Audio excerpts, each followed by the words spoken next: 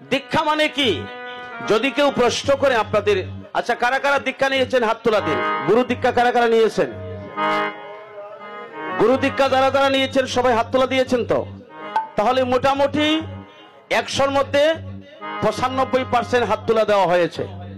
তাহলে আপনারা সবাই গুরু দীক্ষা নিয়েছেন, নামান হাত নামান।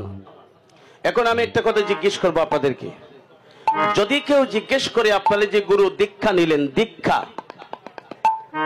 এই কথার অর্থ কি? দীক্ষা মানে কি? কি বলবো আপনারা? আসতে বাবা, এগুলো জানার দরকার আছে না নাই? হ্যাঁ, আমি কীর্তন করি, আমার যদি কেউ প্রশ্ন করে মিন্টু সরকার কীর্তন মানে কি, কীর্তন করার কারণ কি, কীর্তন শুনলে কি হয়, ওখানে এইটা যদি আমি না বলতে পারি তাহলে আমার কীর্তন করা সফল হবে? বিফলে যাবে। তা আপনারা যারা হাত তোলা দিয়েছেন, দীক্ষা নিয়েছেন গুরুর কাছে, এখন আমি বললাম বলেন তো, যদি কেউ জিজ্ঞেস করে কোনোদিন মা তুমি দীক্ষা নিয়েছো? বলে হ্যাঁ। বলে দীক্ষা মানে কি, তোমার গুরু কি বললো? দীক্ষা দিয়ে বললো না যে দীক্ষা শব্দের অর্থ কি? কি বলেছে আপনারা একজন বলেন তো হাত তোলা দিয়ে, বলেন। কেউ বলতে পারবেন না? হরি বল।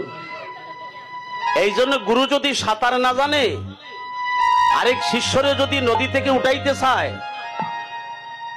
সাগর থেকে যদি উঠাইতে চায়, গুরু তো সাঁতার জানে না, আর সাঁতার না জানা যদি দীক্ষা দিয়ে মনে করে আমার শিষ্যকে বাঁচাইতে গুরু যদি সাঁতারে নামে, তাহলে গুরু মরবে, শিষ্য মরবে। হরি বল। গুরু দীক্ষা দিয়ে শিষ্যকে সাঁতার শিখাতে হয়, সাঁতার শিখলেই তুমি বব নদী পার হয়ে চলে যাবে। গৌর হরিবল। সাঁতার না জানলে কি নদী পার হওয়া যায়? তাহলে আপনাদেরকে বললাম, আপনারা অনেকে হাত তোলা দিয়েছেন, এই বাচ্চাটাকে আর একটু বসান, বসো বাবা, বসো বসো বসো বসো বাবা। আপনাদের বললাম দীক্ষা মানে কি, কেউ তো বলতে পারলেন না। দীক্ষা মানে একটা সুন্দর শব্দ এটা।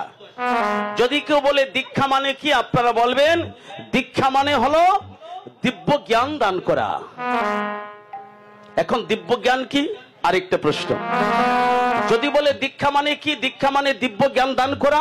দিব্য জ্ঞান মানে আমার এই চর্মচক্ষুর মধ্যখানে একটা জ্ঞান চক্ষু আছে, এই জ্ঞান চক্ষুকে পুষ্পটিত করে ভাগবত তত্ত্ব শাস্ত্র সরিয়ে কুলকুণ্ডলীকে জাগিয়ে, এই কুণ্ডলী নাভি বলে কুণ্ডলীকে সৃষ্টি করে, ক্রিয়া সৃষ্টি করে পরম ব্রহ্মের সাথে যুক্ত হওয়া, তারে বলে দীক্ষার সহিত পরক্রিয়া।